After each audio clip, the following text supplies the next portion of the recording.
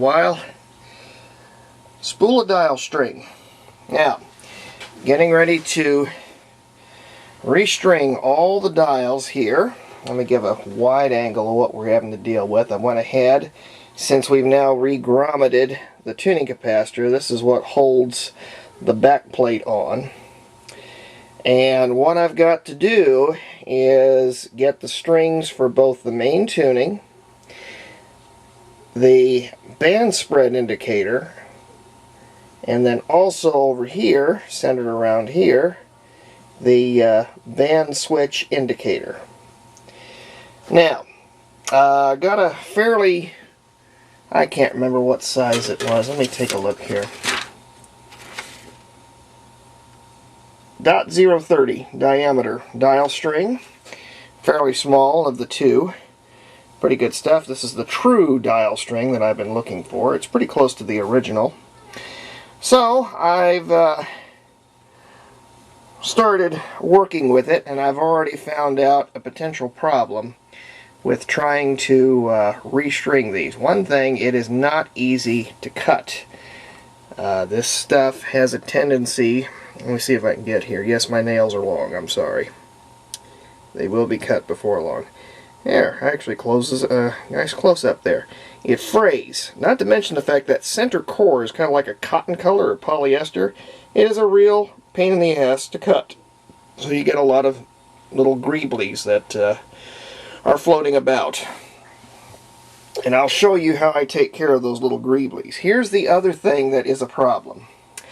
Because this end is frayed, it's got to, according to the dial string that's over here, you've got a couple of places, these little brass ferrules that the string has to go through. I'll show you one of these. Here's the ferrule for the band switch indicators. You can see it's a little tiny hole. Well, if you've got a frayed dial string cord, that is a full, I can't put it a nicer way, bitch to try to stick into here. It's just going to bunch up, and it's not going to go through at all. So I have found a solution with which to thread it, and I've already done this one here, and I'll show you what you do. You get either a very small screwdriver, or in this case a dental tool, and you start the dial string. If I can find myself here, you start the dial string and you push it in. Can't do this one-handed. You just push it in. Then once you've got that, you scrunch in a little more, scrunch in a little more. Eventually, once you've scrunched enough in, it's going to come out this other end. Right there. And then you've got it in. Well, here's the fun part. I have 4 of these things I've got to do. I've got one now. I've got to do this one. This one's going to be real fun because this one has a, the band switch has got one. And then the band spread one has a ferrule hole too.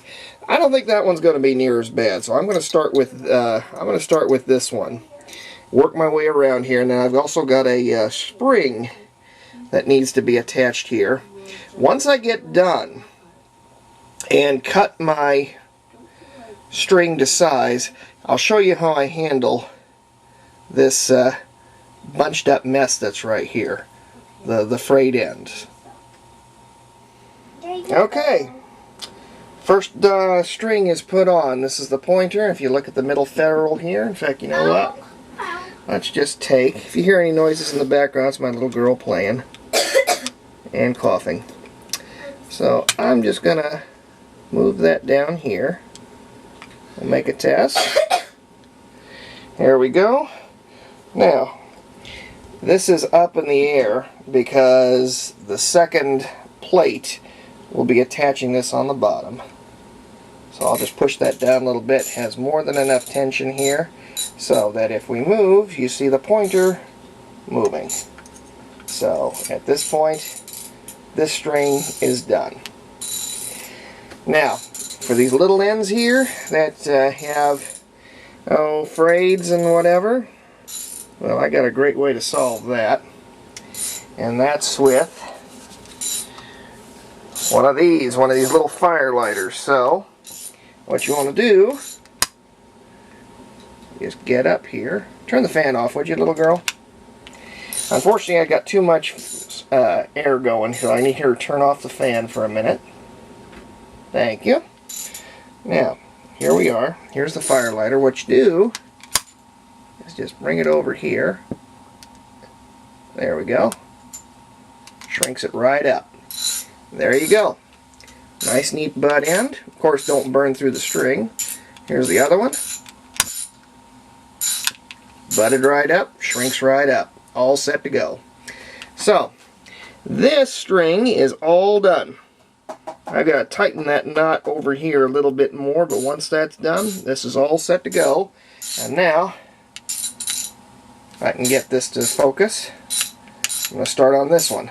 That one ain't going to be so much fun either, but I'm getting ready to start on it. Second cable is in place, got the pointer controlled by a spring, and we push this down because that's roughly where it's going to be. Click, click, click.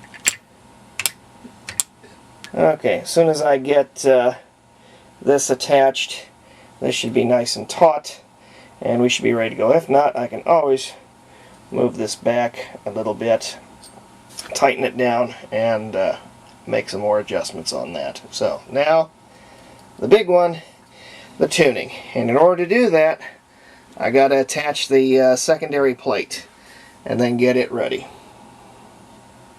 So, almost there. Okay, here's the final result. I've got to restring the main dial string over here because unfortunately I've got two wires that are two cables that cross like this, so it's stuck. But for the most part, and it's slipping, but that part's done. This is, that's the BFO, the band switch. 1, 2, 3. Back, back, back. That's working. And now the band spread for the first time. Pointer works just the way it should. So, that's the string. So, I'm going to redo this tomorrow. I'm half pooched. I did want to also let you know that I did improve reception a little bit more. I'm not fully done with tuning this all up and also recapping it. There's a few more caps I need to replace and also some out-of-spec resistors. But because of that, with each one that I replace, this is getting a little bit better and better and better.